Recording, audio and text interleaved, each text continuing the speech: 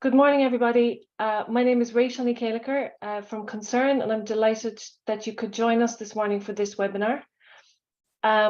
Translation is available in French for those who need it, and in order to access that, you'll see interpretation down at the right-hand side of the screen next to raise hand, and just click on French interpretation there. If you have any difficulties, then maybe put a message or a question in, and we'll sort out the difficulty.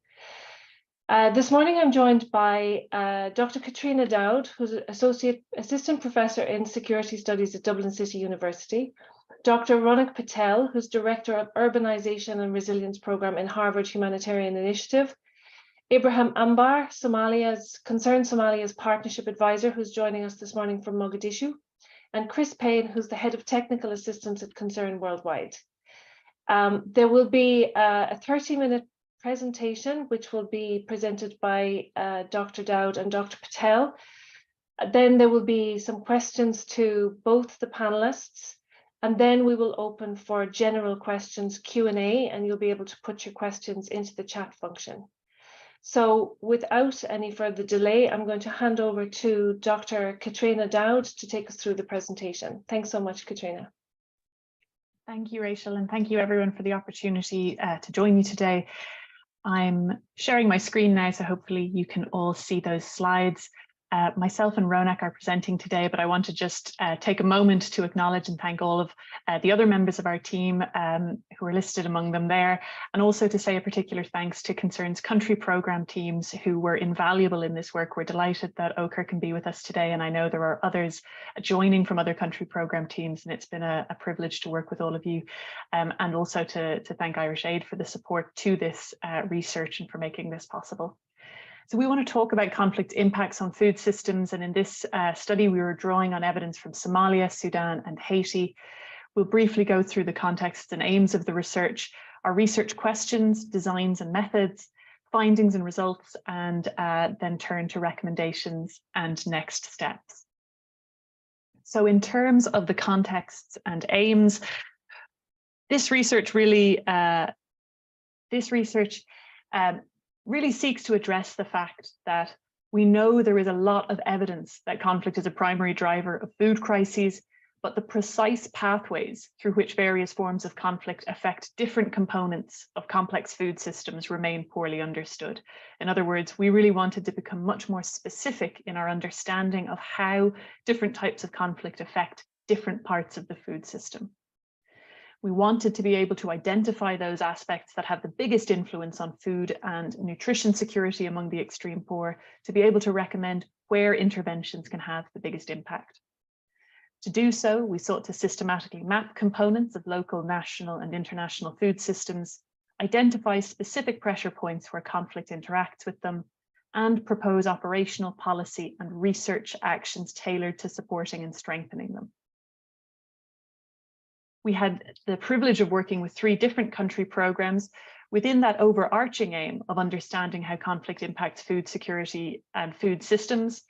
We had 3 discrete sub-questions. In Haiti, we investigated how conflict and violence create and disrupt the rural to urban value chain, and how do women throughout this chain navigate it.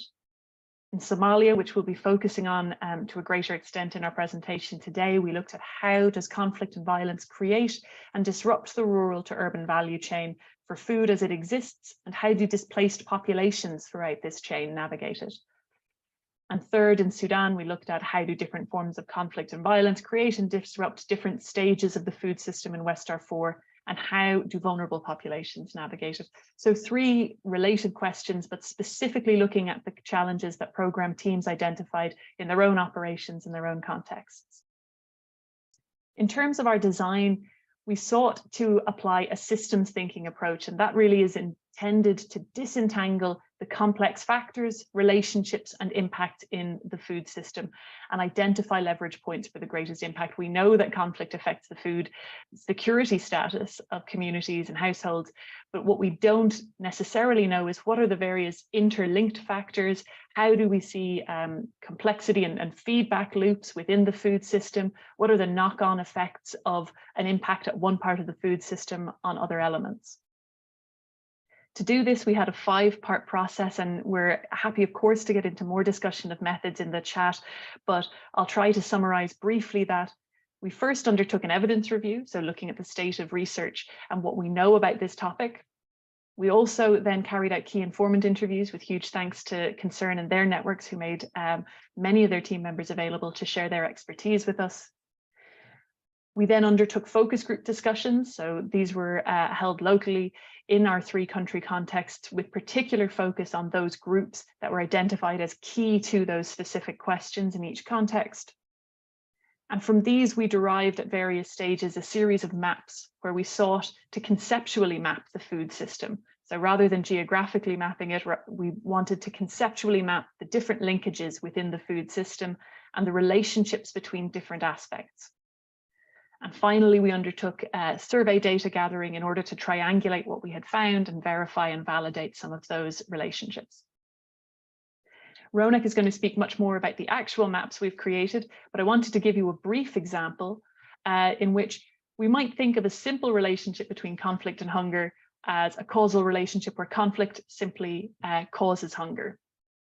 But we can also think of that as a multi-chain or multi sort of nodal relationship where livestock raiding, for example, leads to livestock loss, which contributes to reduced food availability, which in turn leads to hunger. In addition to having multiple stages in any causal chain, we also have different pathways through which we can arrive at the same outcome, including, for example, livestock raiding leading to higher livestock prices, reduced food accessibility rather than food availability, and hunger resulting. And moreover, we can imagine different causal factors altogether, all coming together to result in perhaps related or different stages of this food chain, such as violence against civilians, driving displacement, resulting in abandoned land, resulting in impacts on the food system and on hunger, for example. So I give this as a very simplified example of how you can start to build conceptual maps that outline what the causal process is, where conflict impacts on the food system in various ways. This is obviously a very simplified version, but what we're going to show today is how we have used various different data gathering methods in order to create maps that capture, we hope, much more of the complexity of those food systems. So in Haiti, I mentioned we carried out key informant interviews, focus group discussions, and a survey. Similarly in Somalia and in Sudan, and we've summarized some of the data gathering there in the key groups. We'd be happy to discuss some of those processes further in the discussion if that's of interest. But I'll hand over now to Ronak, who's going to talk us through the various maps. Thank you, Katrina. Thanks for getting us started so well.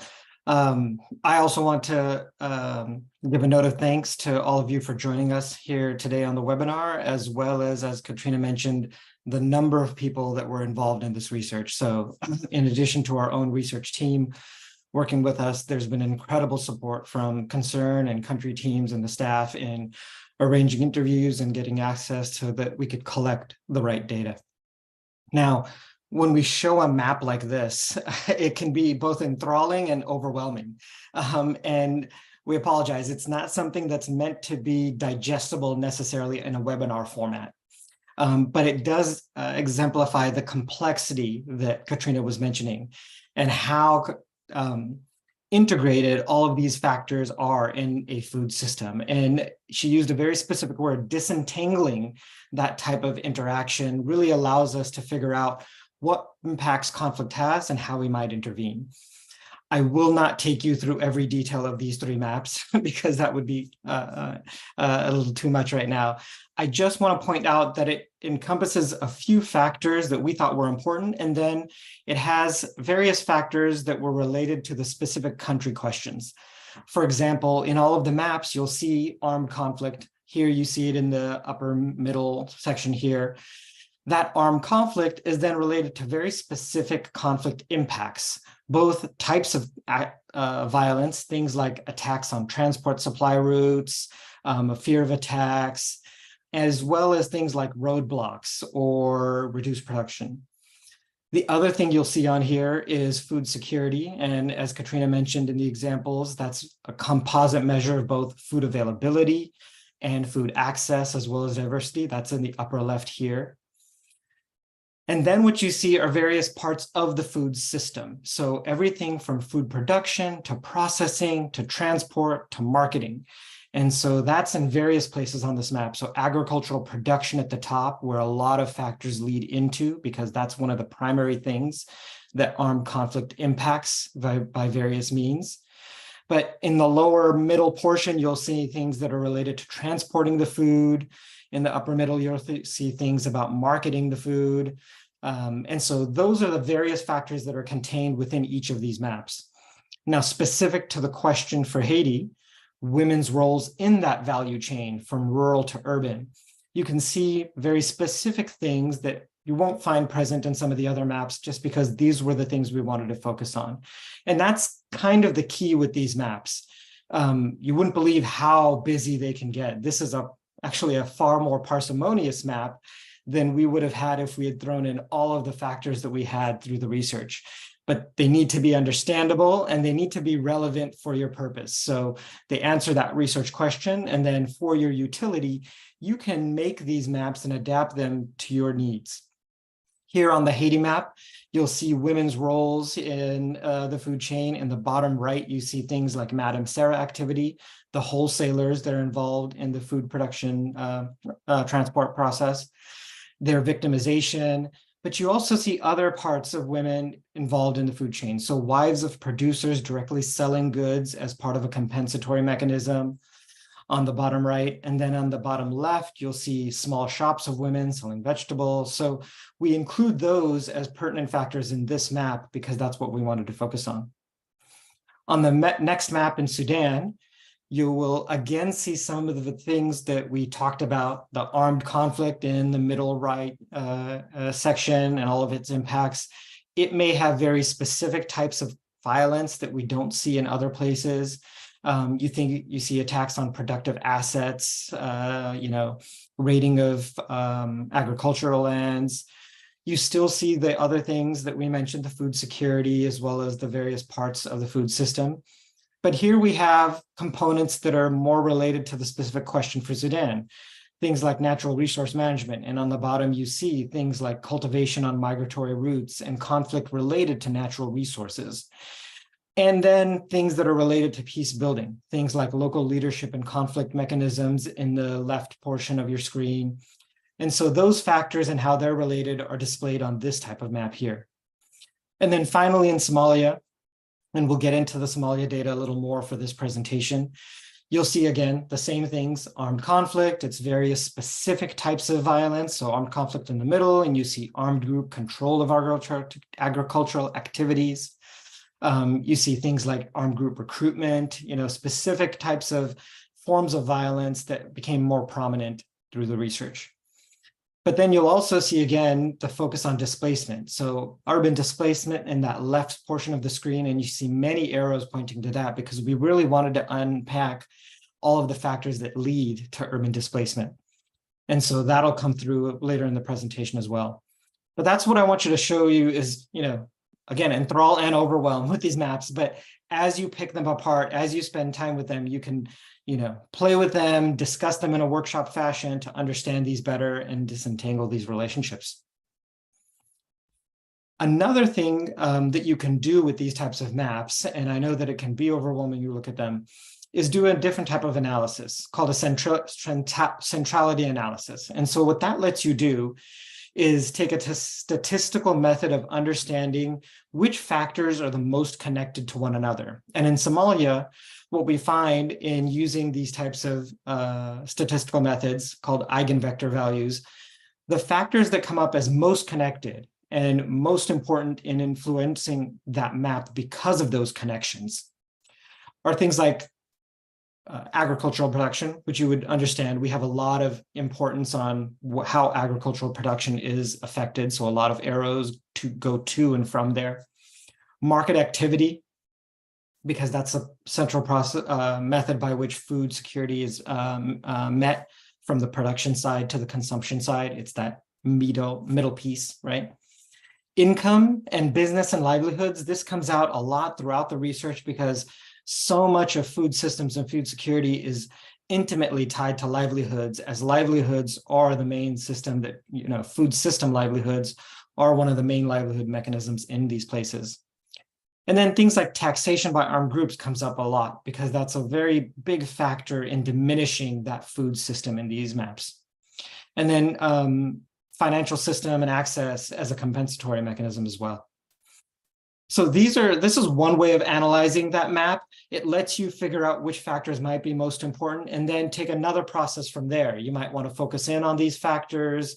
You might want to drill down deeper on these and show more detailed maps about each of these factors if that's where you want to intervene on. But it lets you then understand these maps in a different fashion than simply looking at them and watching the connections go through each other. And so another thing we did with this tool is some scenario planning. And so in addition to doing that type of eigenvector value analysis, what you can do is change one of these factors in the map. And this is where it really gets interesting. So as a programmer, you may want to think about, well, there are various things I can do and can't do. There are things I can do with other partners. How will that impact this system? And as Katrina talked about, there's knock-on effects. And some of those knock-on effects might be understandable, but you want to know what impact that is. Some of them are surprising and, they may be things that you didn't expect. So taking a simple approach of saying, what if we just reduced armed conflict? You can see various parts of the food system that are improved, right? Things like income, agricultural production, movement of goods, the greatest here. Don't worry about the scale on the left here, just think about the relative impacts. Big differences in reductions of urban displacement in Somalia, right? Reductions in taxation by armed groups, things that are understandable there. But this might not be so feasible, right? But there are areas of armed conflict that you can focus in on, maybe in small pieces to reduce that type of violence. Things like intercommunal conflict, as we show here. So you may not see the biggest impacts with this as you did on the previous slide where you reduce armed conflict overall. But even reducing something that you might have a programming area on has good impacts here. And you can see it will increase intercommunal trade right in the middle there. It reduces a lot of gender-based violence. And in the map that comes through, because the research showed us that that is a very big factor that's related more to intercommunal violence than it is to other types of formal armed conflict. And then another thing you can do with the scenario planning is look at taxation by armed groups, another one of those major factors that came through as most connected. And so this shows you various other impacts. One of the biggest, because taxation is one of those things that diminishes the amount of flow of capital in that system and profit for people that are involved in the food system, is income. You see it right there on the left, has the biggest spike in increase, has a huge reduction in food prices that has an impact on food security, obviously, and making it more accessible. But this gives you an idea of the power of this tool, right? You can look at factors, change them as you might imagine you do with your programs, and look at all of those downstream effects and then interrelated knock-on effects, as Katrina said, to understand which decisions you might want to make if you have limited resources to implement your programming. I think I'll hand it over to Katrina to go over the survey part of our research as well now. Thank you, Ronak. And so, as I'd mentioned in the beginning, in addition to those maps being gathered through key informant interviews and focus group discussions, we also undertook survey data collection as a way of triangulating and validating what we found. And so in doing that, we were able to ask communities who were surveyed, what were the factors that were most affected by conflict? And this helps us to assign weights and relative importance to those different factors in the maps, for example, to say, well, how significant are these different factors within the food system in general? And also if we started to look at different groups. So what we've presented so far, we haven't started to disaggregate that by different perspectives within the food system. And one of those perspectives can be regional. So the survey data that we collected in Somalia was collected in Wadajir, Karan, and Bondere. These are all districts in and around Mogadishu, so in Banadir. And the top 5 factors that were most identified by respondents are listed there by district. Now, some of these are common across all 3, So for example, it's not a surprise to us to see that either the second or the most affected factor by conflict highlighted by survey respondents was the price for imported foods. So this was considered a major impact of conflict in the food system in these areas. But some factors were more prominent in some areas than others. And this starts to tell us something about how we can tailor maps like the food system maps we've created to reflect those different perspectives. So in Karan and Bandere, we see a big focus on forced displacement that isn't present quite so prominently, at least in these top 5 factors in Wadajir.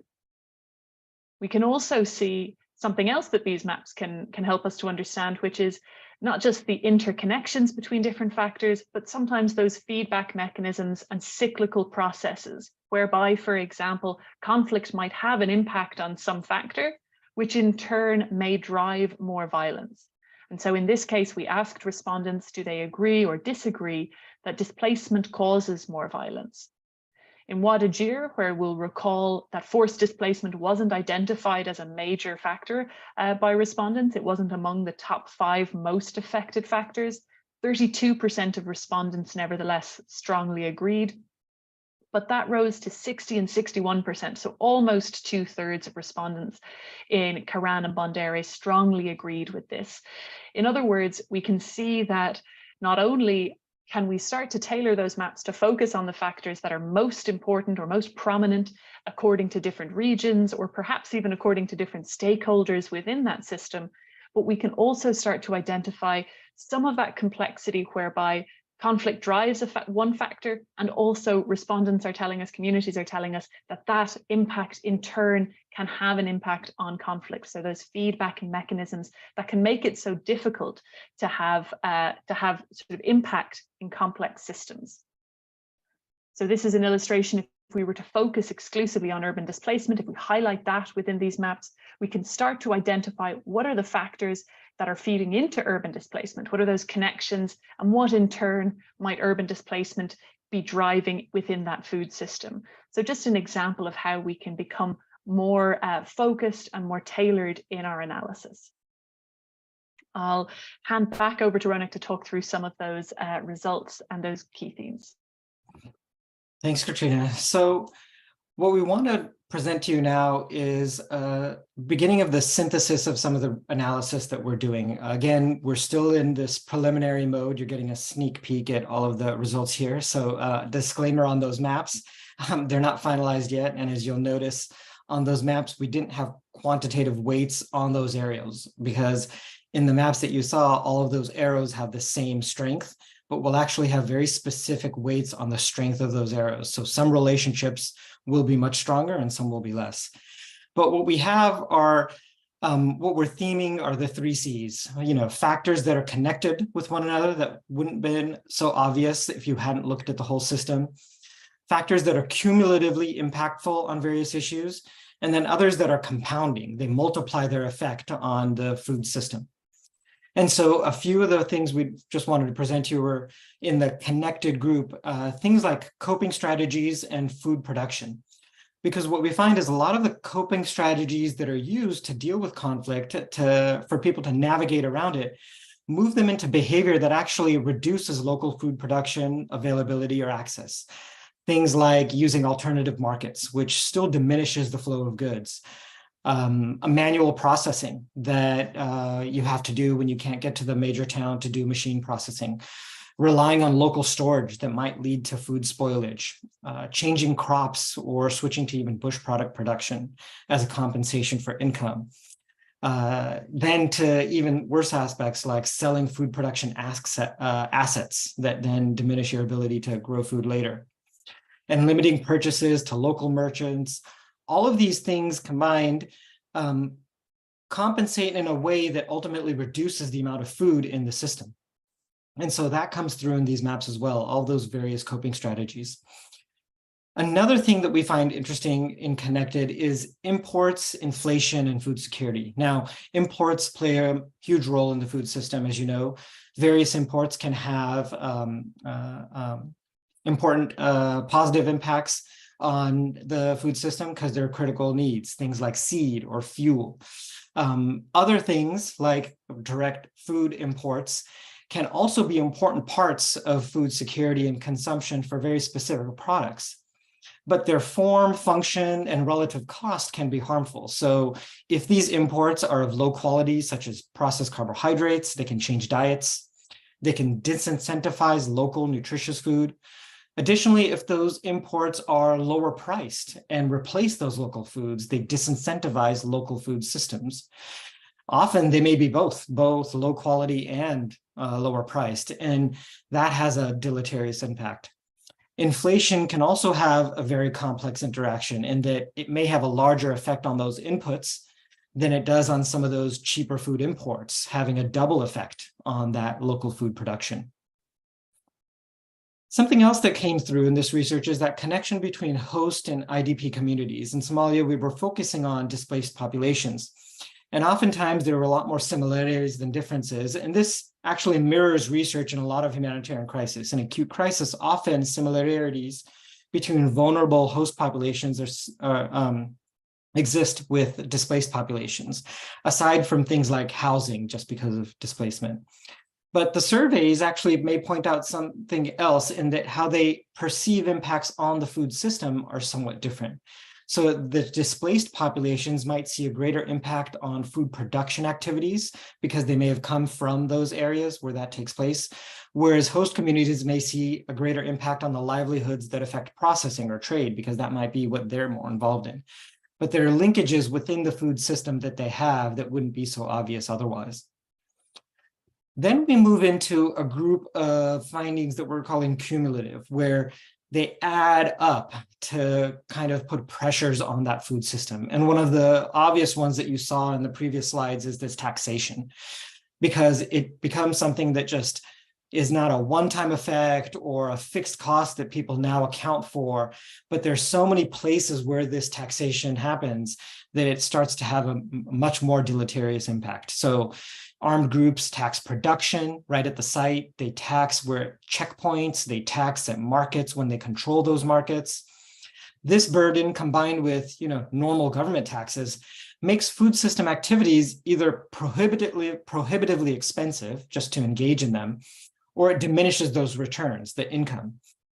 It also has impacts on the inputs into the food system. So things like in Somalia, transport of seeds, oil, fuel that may go into food production from Mogadishu get taxed by armed groups as well. So it has a big impact on processing and production as well as transport throughout the food system. Another issue is the mobility, just like taxation, where those armed groups exist, where they have an impact on reducing that mobility, decreases the flow of goods, but it also has that impact on that consumption part of the food system, where women and the households that go out to go purchase food may have a restricted area of where they want to buy that food. Their dollar goes doesn't go as far when they have to purchase food from markets that may not be preferable. They may have to purchase more expensive food. So it has impacts not only on that part where taxation takes place in the production and the mobility of food, transport of food from the rural areas into markets, but also in that access to food. And then another area where we see cumulative impacts are the gendered impacts. And the pervasive impacts of conflict in the food system are actually best illustrated by their gendered effects. So they're throughout the food system, but they disproportionately bear down on women and girls. Everything that affects from production to trade to working on bush products, manually processing food in Sudan, the wives of producers selling goods or using motorbikes to transport food in Haiti, venturing into alternative markets to purchase food for the family, engaging in informal labor to compensate for diminished income or to support that household income. A lot of these came through a lot more in Haiti, but they were present in all three. And many of these activities also expose them to higher rates of gender-based violence. But that's another way you can look at all of these cumulative impacts, but they're I think they're best illustrated by women in the system. Finally, another group of impacts that we're showing are the compounding impacts. And so here we find things like climate, transformation of food systems, a lack of systemic financial support, and the reported triggers of conflict. So climate change came through a lot, especially in Somalia, and perhaps we'll have a little more insight with the other panelists on here. But the natural resource pressures from climate change, such as drought, combine with conflict to exponentially handicap food systems. So water and pasture shortage and denial of access compound, leading to death of livestock, right? A loss of arable land and denial of access to that land combined with drought reduces agricultural output. So you see all of these multiplicative effects with the conflict as well as the climate that actually exacerbate this impact on food systems rather than simply an additive effect. And along with conflict impacts, things in the processing, access to machinery, spare parts, fuel cost, water pumps, all of these allow that reduced compensation for things like drought, And so conflict-induced transition to things like cash crops or cereal grains and even bush products can further accelerate environmental degradation that can amplify the effects of climate change and then diminish food production again. Again, a causal chain that compounds on each other with climate and conflict. Another area, and I think this is a big takeaway for us in this research, is the transformation of food systems. We started doing this research thinking about how can we understand food systems to make them more resilient to conflict? How can they be strengthened or hardened in the way we think about things like built environments or infrastructure? But it's a lot more complex in that what we're showing you through these slides is how food systems are actually completely transformed. They're changed into different maladaptive states that aren't as easily made stronger or made more resilient with simple interventions. You can't necessarily go back to that original state by simply thinking about making it protected from conflict, because it actually transforms.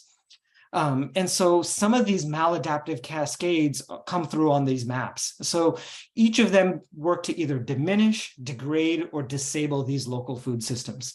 And that causes various aspects. So displacement causes lost labor throughout the food system, in food production to processing and trade, and as people change their livelihoods or move out of businesses that work in the food system. Some transition to cash crops or cereal grains that reduce diversity of food or the quantity of food produced. Because of roadblocks and taxation and a lot of limited mobility, the trade and exchange within the system that allows the capital flows as well, then further reduce the ability for next year's cycle of crops and movement of goods to occur. It just puts to a halt a lot of those transactions that happen between producers and traders and marketers. And then other things like seeds, fuel, and fertilizer, the inputs that we talked about in the food system, also diminish because they aren't then reinvested into the food system. And then finally, some of the coping strategies we talked about, right? The selling of food, productive assets or livestock. All of these maladaptive states can work in conjunction to now make it such that you have much less endogenous food production. And at a certain point, there may be parts where it just breaks to the point where there are enough people that are lost in the food system, people that change their livelihoods and you can't actually get that production back. Agronomic knowledge that's lost from displacement, so people that would have known how to use and work with the land and even work with certain environmental climate change pressures, that kind of knowledge might be lost. So those critical things might now completely disable, not just diminish and degrade the food system. And I think that's a big thing that comes out of this that needs another look at programming to kind of come around to working with it. On the intervention side, and I'll show this on the last couple slides, the lack of financial support throughout the system. And we're not talking about simple supports like cash transfers for vulnerable populations, but support throughout the food system, the businesses and livelihoods that sustain it was a key thing that came out. And you notice that in the eigenvector values as well. But it widely intersects the food system, and it failing to systematically address all of those intersections means that the impacts of our interventions, we won't realize lasting benefits, right? The absence of these financial system supports compounds the initial consequences of conflict. So no matter all of these impacts that we're seeing from conflict, because these various supports aren't there, because of their absence, it can't support the food system in maintaining the levels of production processing it would have, or then to break out of that maladaptive state, to regenerate, to go back to some of that endogenous production. And so, cash transfers for only consumption rather than food system related businesses and inputs has a big impact on that food system. And so the failure at that state level, at the security level, and not being able to contain on conflict is mirrored in these public apparatuses that should provide that support, things like ministries or infrastructure or safety net programs. But those failures are a big impact of that compounding system that we saw. And then finally, the triggers of conflict linked to impacts, and Katrina showed some of that on that one map of the displacement pathways. But many of those conflict impacts work in conjunction to incentivize people towards displacement, and then compound that displacement and migration, rather than simple effects of conflict in one place pushing people to the other. There's a combination of factors that draw people and push people working together when we look at these maps. I'll end there and let Katrina take over a slide on some of the preliminary recommendations. Thank you so much. And you may be gleaning that this is a large project, and we don't have as much time as we would like, of course, to go through all of these recommendations in detail. So I'll just briefly summarize some key takeaways, and we're very happy to dive in deeper as the discussion develops. In Haiti, some of the implications of our mapping and the analysis of where the opportunities for impact are highlighted investment in secondary and tertiary markets, or networks of markets that represent lower value targets but still allow flow of goods. And that's really responsive to the fact that mobility issues, particularly for women, are disrupting and destroying kind of food system functioning there. Protection work and associated advocacy around mobility issues, in particular the gendered impacts of roadblocks. So some of this is also around drawing policy attention and international actors and state actors into a discussion about the impacts of conflict and highlighting those, the need for protection work and protection related policies around those issues. And also multilateral engagement by donors and donor countries to reassess aid that strengthens food import interests. So from the sort of micro to that macro level. In Somalia, financial supports to food system related businesses and livelihoods, especially transport and processing, and I know Ronak is going to pick up on this. To us, this stands out as an opportunity to think about nexus programming. So where cash is very much prominent in humanitarian response, thinking about those systematic structures and supports, potentially that's an opportunity to think about where those complementary nexus components are. Similarly, protection work and associated advocacy around taxation and mobility barriers. This was a huge theme across all of our country cases. And support for social cohesion activities in displacement affected communities to address localized conflict and to address those perceptions that we talked about that were highlighted in those surveys, that perception that displacement is driving conflict. How can we address and consider displacement affected populations and support to relationship building that might complement some of those linkages that Ronak talked about in those food systems chains? In other words, how do we think about displacement affected populations and their various roles in the food system as an entry point to building relationships as well and addressing some of that social cohesion need? And lastly, in Sudan, we talked about traditional support to traditional peace building mechanisms and localization of peace building and conflict resolution. This was particularly important to engage youth. So this was a group in the surveys who were least likely to report the impact of peace building activities or to see a positive effect from peace building. So thinking about programming activities that engage, and particularly that engage in an innovative way with young people, I think is really key to see that catalytic impact in that part of the food system. Protection work and associated advocacy, again, around roadblocks and mobility, and particularly their impact on youth. So this came out very strongly that youth were affected. And to prioritize the reintegration of markets and flow of finance between producers and traders, so building some of those connections in. Now, these are quite tailored to different contexts, and we can discuss those more, of course, in the Q&A, and most importantly with program teams involved in how we might tailor and interpret those. But I wanted to leave Ronak with one final example of a kind of more detailed discussion on that financial support. Yeah, and so for the last 2 minutes, thank you, Katrina. I just wanted to end with, another value of this methodology and tool, which is trying to look at what your interventions and decision points might have as impacts on the food system. And we picked on this systematic financial support because you saw it come through. And, when I talked about finally disabling the food system, one of the biggest things that comes through in all of them is that abandonment of these livelihoods that support the food system, the businesses that work in the food system. And one of the biggest things that came from that was these systematic financial supports, as we talked about. And here you can see all of the aspects in which systematic financial support has a positive or negative relationship with, right? It can increase on the bottom here, business and livelihoods related to the food system. It can decrease on the right there, the cost burden of food system inputs. It can decrease debt on that lower left here. If you haven't gathered from the maps, the blue lines mean a positive impact. The red lines mean it reduces.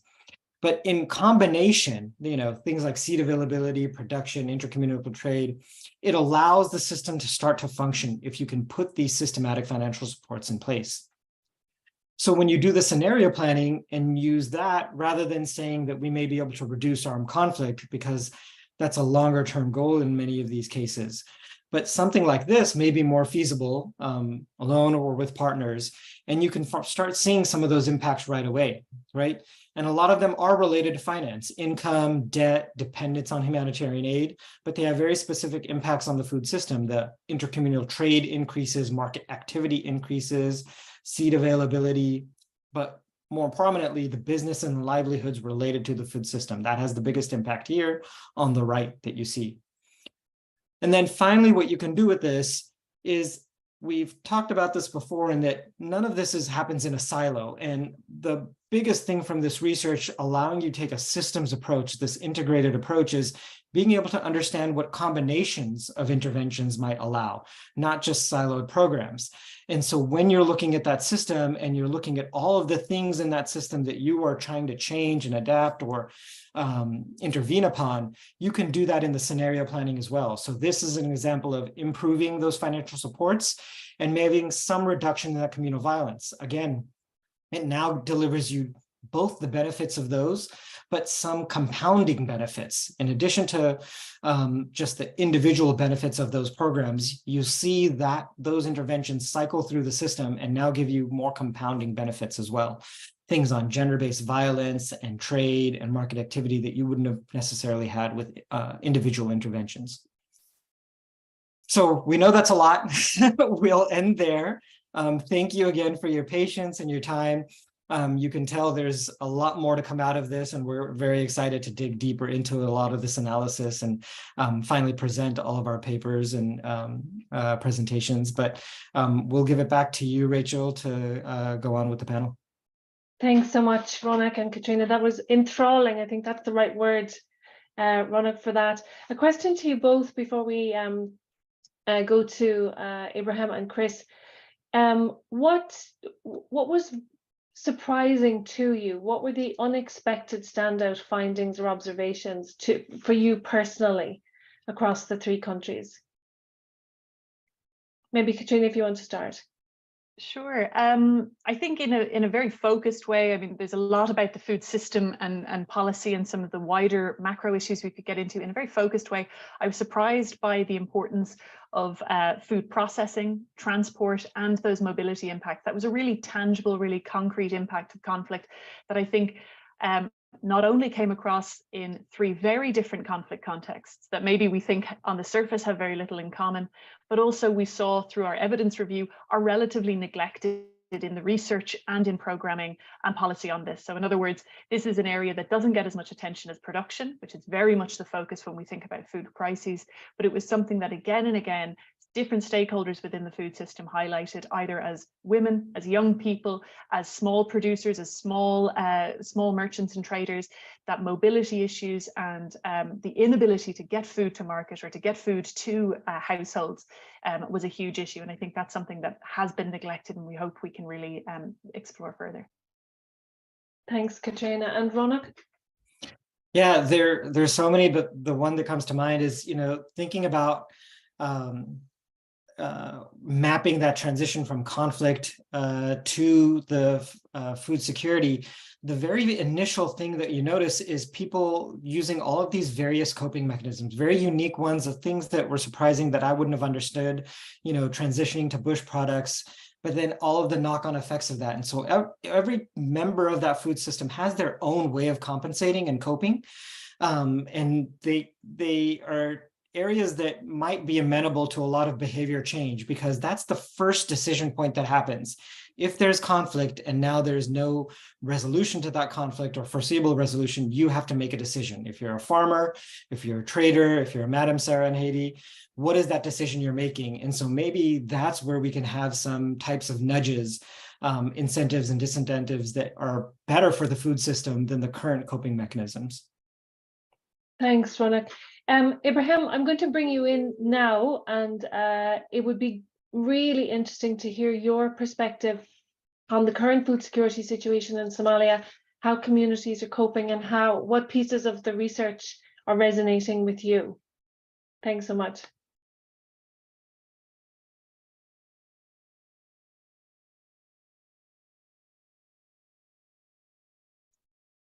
Can you hear us, okay? I think you might be muted.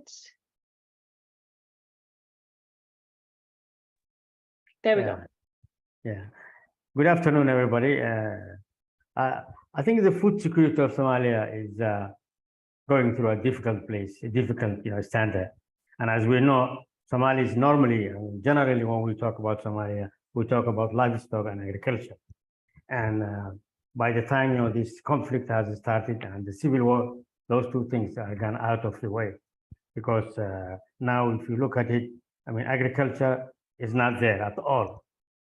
I'm coming from Mogadishu, and also, Lower Shabelle is very close to me. It's 30 kilometers.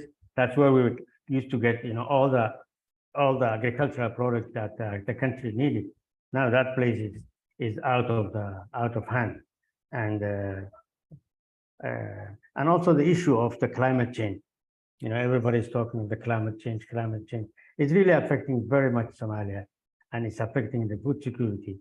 Imagine 5 seasons with no rains or little rains. The rivers, the 2 rivers that we had, and all the agriculture, everything was around those 2 rivers. Now you can walk through. There's no water, a little bit. That's an issue. The price of the food, it's something that has been talked about and also pointed out in this research, is also a big issue, and particularly the local food. Instead of the poor family going to get sorghum and beans to do it, it's very expensive. They go for rice. That's much cheaper than the one that's imported. So that's also another big issue.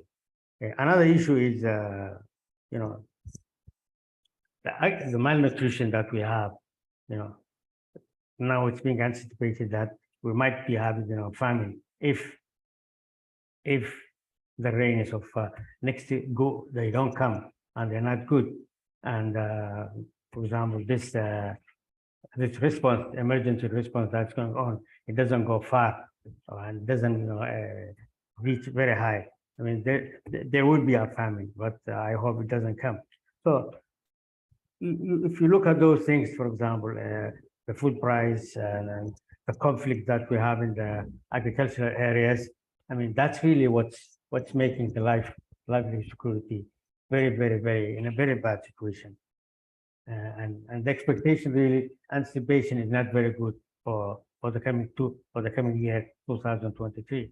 So if you take, for example, the numbers that FSNU they released a week ago, you really be embarrassed. What's happening in the country.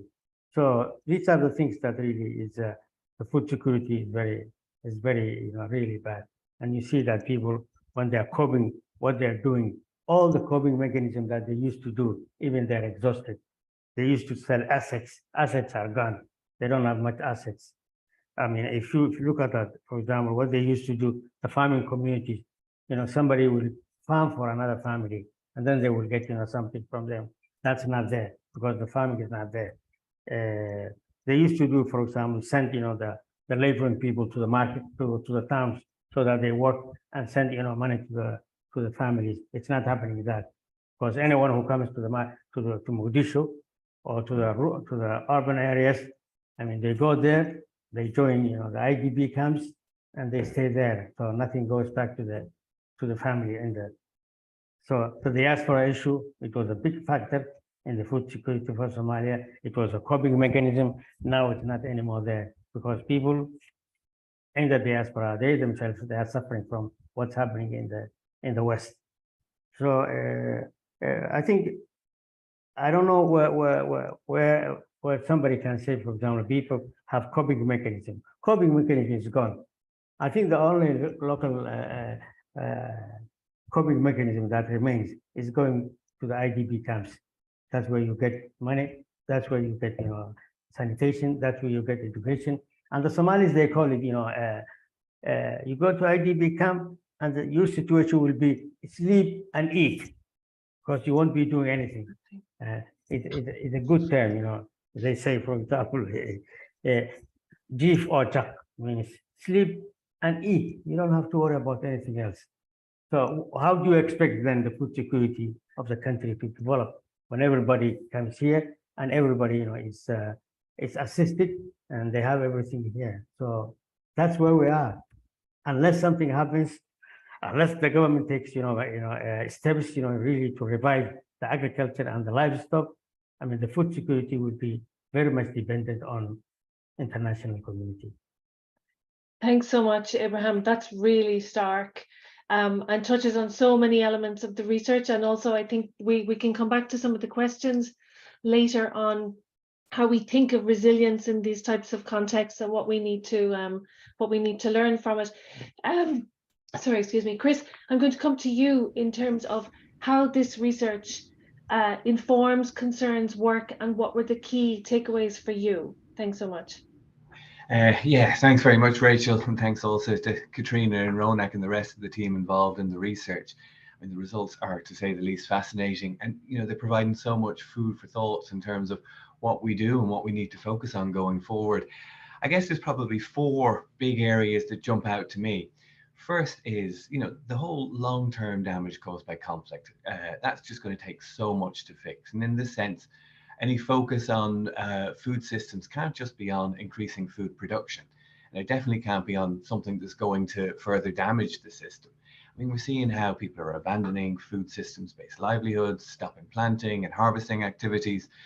Processing facilities are ceasing to function. It's becoming easier to import than to process food. Transport systems are running inefficiently, and markets at all levels are just not functioning the way they should. All of which needs to be considered as we go forward in any intervention focusing on food system strengthening. Second one that really jumps out is how people are paying for conflict so many times over, whether that's through rising input prices, the informal taxation that's placed on their productivity by armed groups, the increased cost passed on to them as consumers. I think looking at one of those slides that Ronak or Katrina showed earlier, it's almost a 62% increase in income comes if taxation by the arms groups is reduced. And these kind of disincentives, just very much building on what Oker was saying there, I mean, they're forcing people out of production, not just in the short term, but also the long term as the skills are lost. And I think Ronak made that point as well. And that means we really have to look at this in great detail. And also the question has to be asked is, who benefits from the conflict? And how do we deal with this as we try to rebuild systems that are, that have been so badly destroyed? Third element is the cumulative and cyclical nature of the impacts means that we really do need to be looking at our response to conflict, whether that's working in or on conflict, and taking that as a much more longer term approach. Now, that's not for 1 second to suggest that we should take our focus off addressing the chronically underfunded immediate impacts and suffering caused by conflict. But I would say that we do need to think of this broader. For instance, the point made about the huge emphasis on cash, but the additional benefits that would come from supporting a financial system to go with it and the greater benefits that this would all have. I mean, I think that's a really interesting one for us to consider and to be looking at in more detail. And I think some of the suggestions that Katrina was making there about more nexus type programming is something really that we need to dig into more. And of course, the fourth point that really comes out is the impact of women, and how striking that is, you know, whether it's affecting their mobility, their participation in the labour market, or the increases in gender-based violence. But what was really striking and interesting there from one of the slides that Ronak showed is that, you know, when intercommunal conflict is addressed and things like that, that how that can have such an impact on the incidence of gender-based violence. And I suppose we're already seeing some of this in the type of work that we're doing. And perhaps the biggest shift of this is kind of thinking about how we respond to immediate needs while also working on more longer term issues. And we got programs in like Sudan and our work in West Kordofan and in Chad, where we focused on providing a very comprehensive package of support to help people meet their basic needs, while strengthening their economic and environmental resilience and working on social cohesion more, and resource management and conflict prevention, and bringing those three elements together into one program. The second really big area is in making sure that we're integrating conflict analysis more into our work, and the conflict sensitivity is treated as a minimum requirement in everything we do when we say we're working in a non-conflict. And whether that's designing the projects, targeting beneficiaries, delivering assistance, and monitoring and evaluation impact. Now, this can be applied to any sector. I mean, we've recently done a fairly detailed review of our work in education in Niger in this sense. But it's particularly essential to understand how conflict and violence can be causes, drivers, and triggers of hunger. And at the end of this day, a deep contextual understanding is essential to being both agile and being able to respond and adapt as contexts change. Now, also make the point, this is not the same as peace building work, though we are doing some work on that in countries like Sudan and Haiti. And a lot of this is around, you know, helping existing community-based conflict resolutions and reconciliation mechanisms, helping them get stronger, revitalizing them, you know, looking at it from a systematic case management system for amicable setting of disputes, and working with partner organizations. And I really take the point there that I think Katrina made, is the need to do more work on with youth-based groups and youth-based organizations, and bringing them more into the focus and discussions around that. So that's a kind of how I think this will influence our work going forward, but also how we're already seeing changes in it. So yeah, back to you, Rachel. Yeah. Thanks, Chris. Before I do another round of questions with the panelists, I'm going to take some questions from the floor, and I'd just like to invite the participants, if you do have questions, please put your question in the chat box. There's a question here. There are some efforts ongoing on some of the interventions proposed, like reduced intercommunal efforts, reducing taxations. What is the assessment of the scale of these interventions to realize the impact assumed in the scenarios? There's a second part to that question. We also assume that the impact will be reinforced if multiple interventions are implemented targeting the same communities. Is there evidence for this from the research? And if so, what combination of interventions would work to gain maximum impact? That's a big, meaty question. I'm not sure, Katrina or Ronak, which one of you would like to have a stab at that? I'm happy to make a first attempt at some of this and then pass over to Ronak. As Ronak mentioned, that just as a caveat, those scenarios are simplified in the sense that we haven't yet assigned lots of different contextual weights to those that tell us what are the relative importance of these different factors. So just to keep in mind at this stage, those are a simplified scenario in order to sort of illustrate what the potential of these maps are. So we just want to include that as a qualification when we're talking about the real world impact. I suppose to the point that there are efforts ongoing in some of these interventions, absolutely. So we recognize that many of the things that we've highlighted here, they're not necessarily, you know, it's not that they've never been undertaken before if we recommend kind of systematic financial support or thinking about some particular element. I think what the added value of this kind of analysis is that it shows where there are potentials for synergy and sort of complementary interventions. So certainly there are peace building interventions or social cohesion activities ongoing, where if your aim is to think about a food system functioning, optimally or improving that food system, strengthening that food system, making that food system more equitable, where might there be opportunities for social cohesion activities that reinforce and complement some of the other nodes or factors in that food system? So it's not to say that any individual intervention hasn't been sort of piloted or tried or indeed programmed extensively. But if we take a food system lens, what does it look like to think about food system strengthening in a context of social cohesion? Where are some of those potentially knock-on effects? As to the point around kind of the impact being reinforced if multiple interventions are implemented. So this research, as we said, isn't yet sort of built out in terms of an assessment of those interventions. So it hasn't been part of this program of study to look at what impact those interventions have had and to assess those, although that may be something that we would try to build in. What I think is valuable about this approach, though, is that if we think about the way programming teams often have to develop a theory of change and then reassess and say, well, did we deliver on that theory of change? Was that realistic? Was that accurate? And so forth. What it allows people to do is say, well, actually, this impact or this relationship wasn't as pivotal as we thought, or maybe the scenario changed and it became less central than another relationship.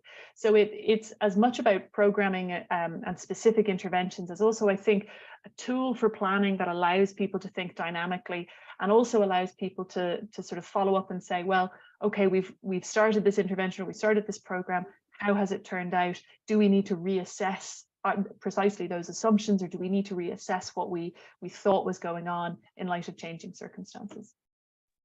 Thanks, Katrina. Ronak, would you like to add anything to that? No, that was great. That's exactly, Hajir asks the right question, is when you look at these combination of interventions, they're already ongoing.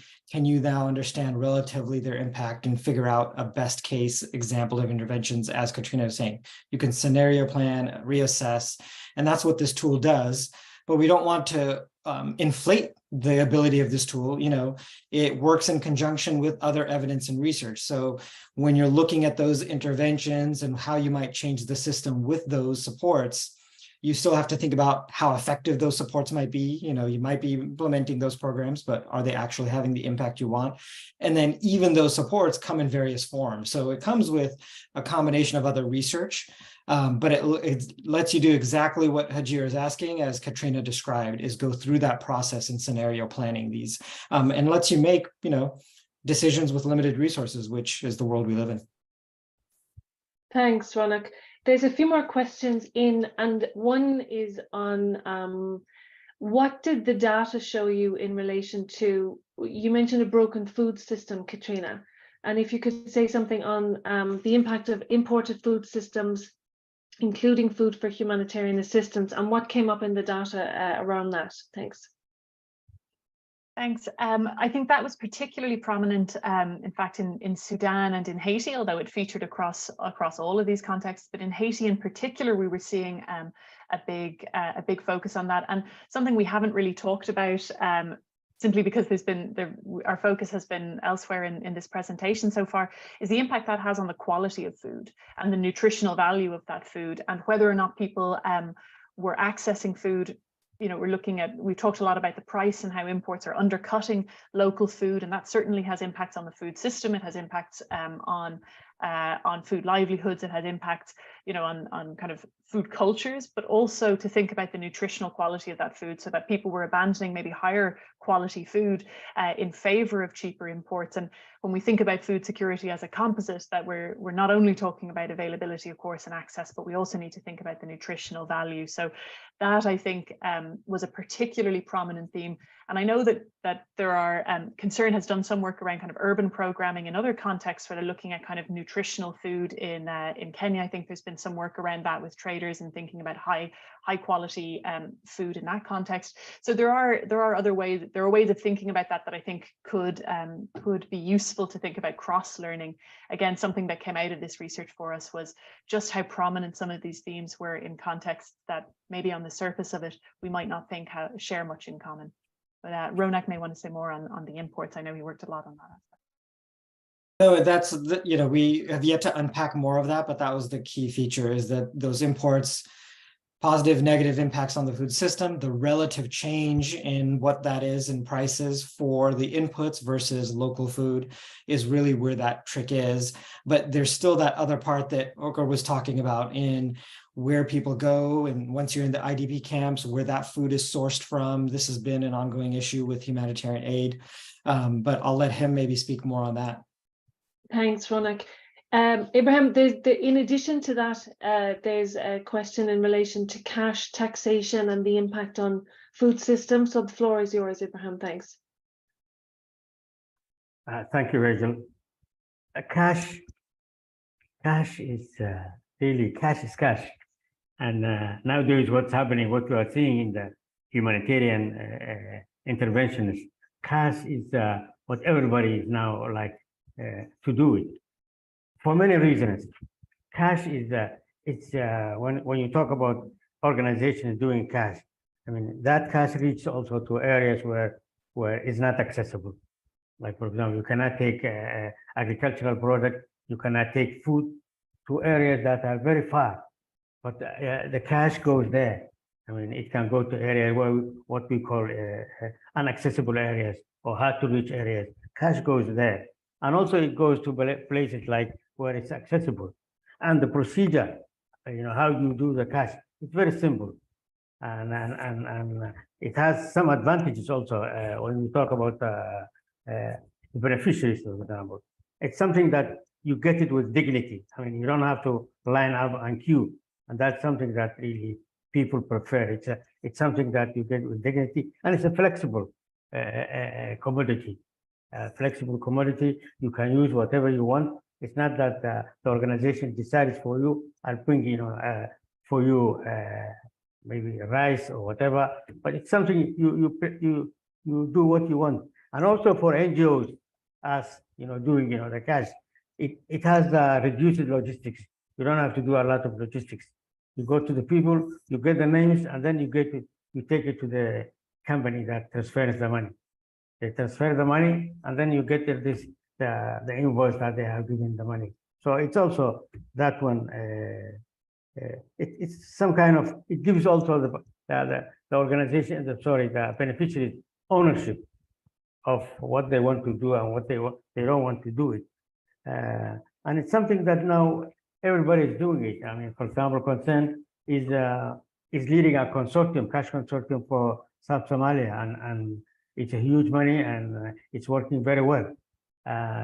All other programs that we are doing, most of them they have a component of cash, because cash is very good in addressing the immediate needs. For example, people are suffering, no water, no food, nothing. You give them that money, $50, $70, immediately that person starts to eat or drink.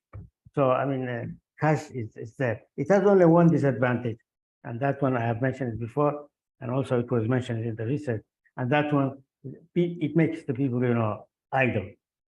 So they don't work. So I would suggest, for example, a very good suggestion would be, while giving, the cash, add another component that really encourages people, to do their own things. Like, for example, wherever possible, give them agricultural things, give them livestock issues, something that they can start with while still getting, this money. I remember before, the cash become, very dominant. I remember we used to give people, some cash, and what they used to do is use that cash to get the agricultural things, agricultural inputs that they need. So they're getting the money and they're using it for the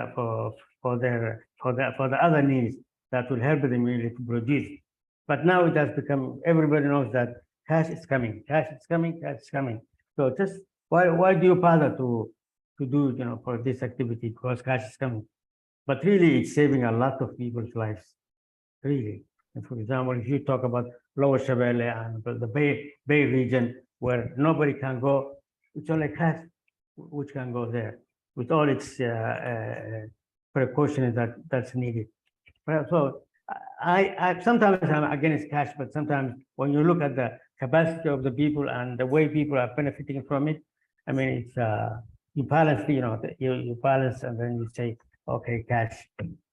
I think cash is useful.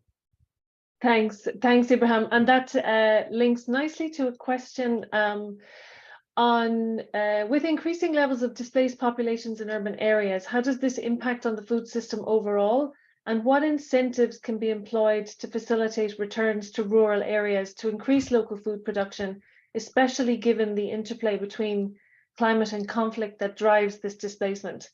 Katrina, Ronak, I don't know which one of you would like to take that. I know there's not an easy answer, but perhaps there's things that came up in the research that you might like to link to that question. Thanks. Yeah, there were, it's an interesting question, like you say, that there aren't easy answers in this, but this goes back to that original point about that first decision point that people make to compensate.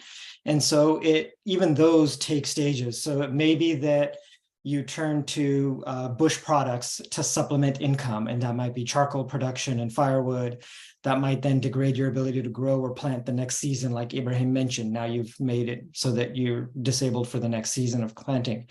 When that happens, then you might try to do something like informal labor locally, or try to do something where you change the local alternative market rather than the main market if you were a trader.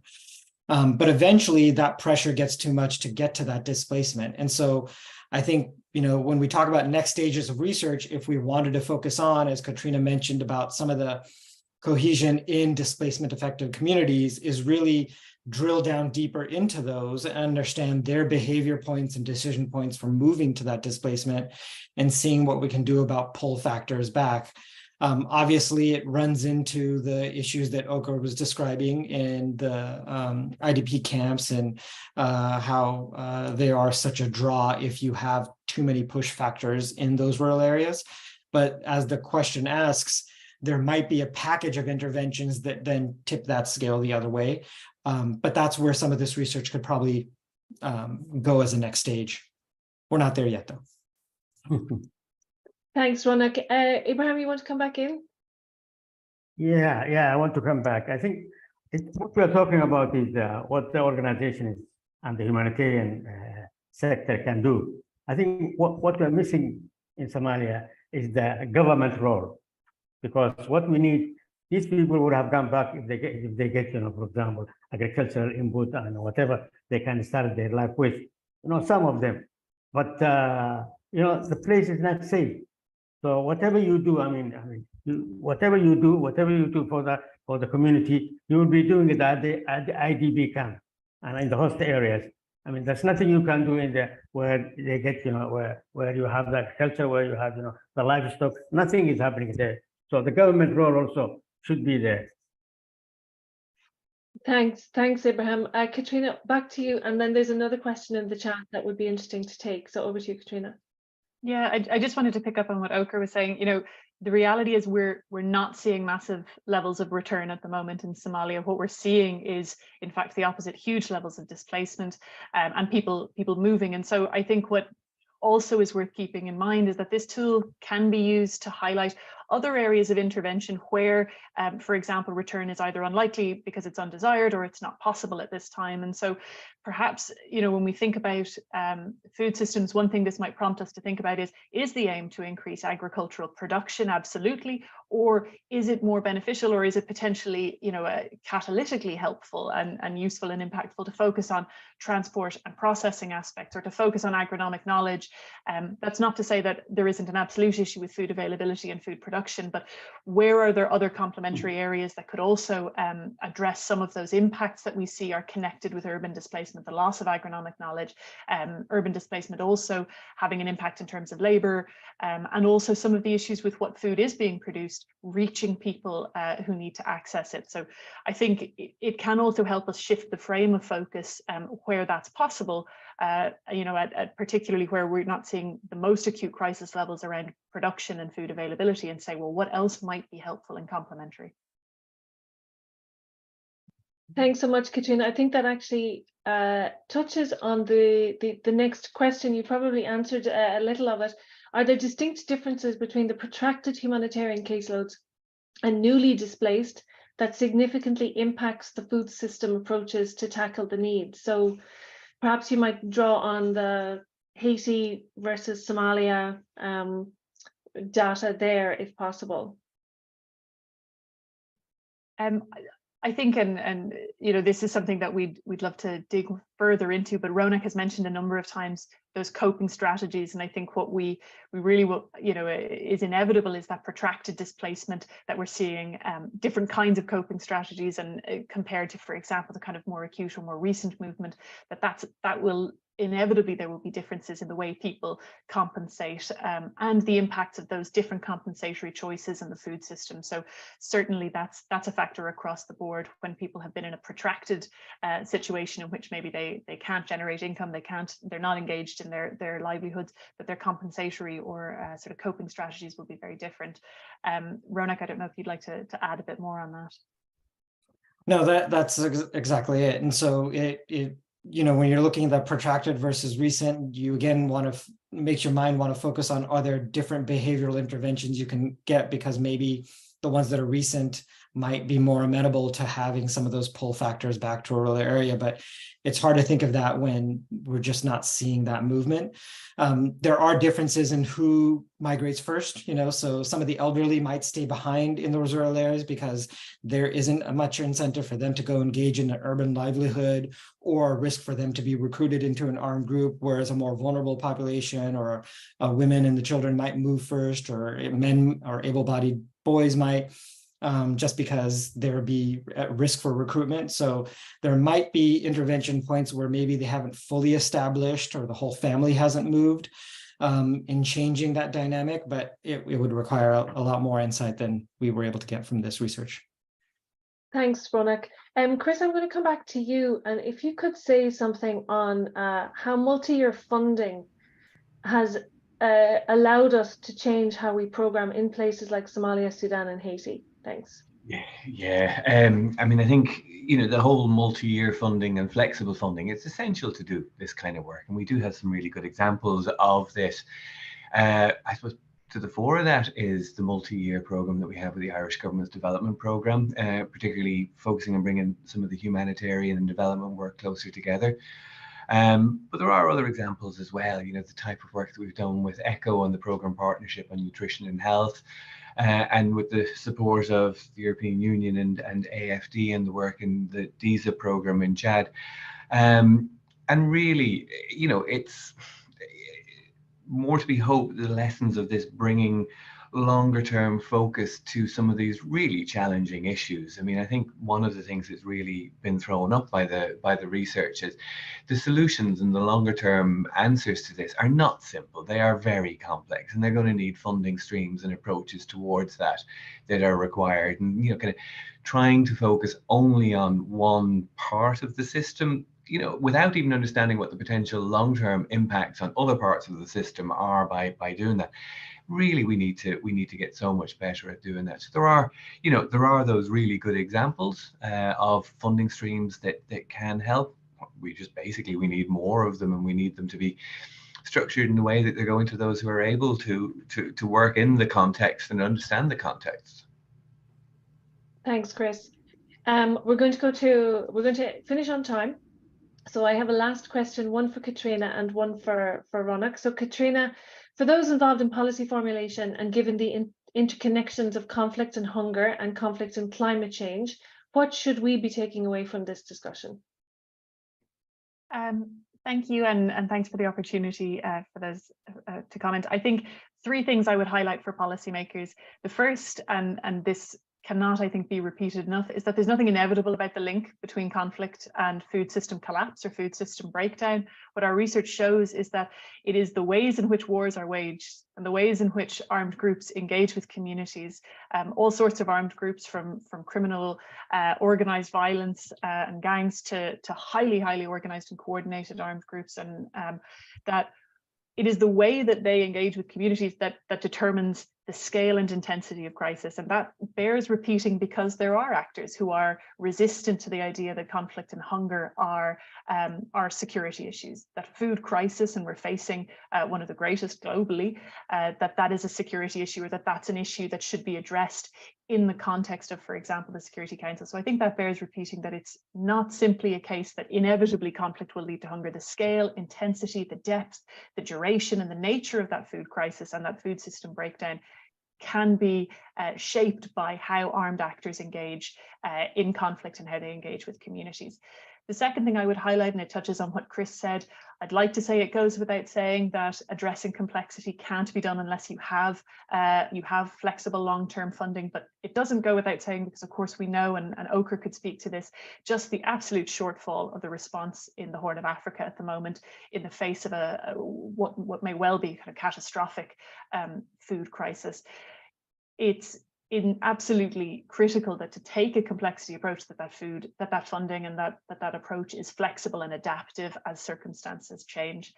And the third aspect, and this picks up on something Ochre mentioned, for policy actors, much of this is beyond the scope of what humanitarian actors and even development actors with a commitment around kind of nexus programming can achieve on their own. And that's one of the reasons we highlighted advocacy components to our work, because policy actors alone, either through diplomacy or advocacy or concerted campaigns around this, can address some of those issues around protection.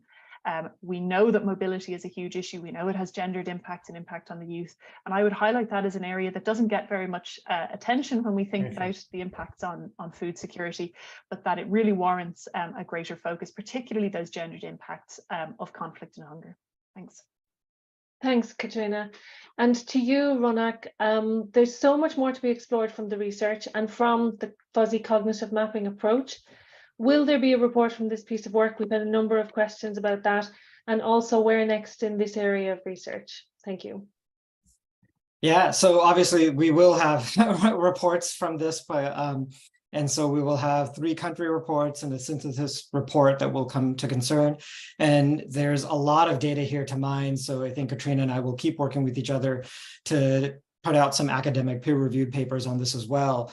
But, you know, this is an easy question because I feel like we've answered some of this already in the next areas, you know, things that, you know, Katrina was mentioning and focusing and drilling down on the processing and other types of livelihoods related to making sure there's food security in the transport and market and not just biasing ourselves on the production aspect. Some of those questions around displacement and incentives and disincentives for that displacement and reinvigorating or revitalizing, as Chris said, that food system with some of those negative effects. Things like looking at that nexus-based approach or multiple approaches with partners and scenario planning. That's another thing that can come out of this very easily, I think. And then, as you saw, and as I mentioned in the maps, these can be very complex or very simple.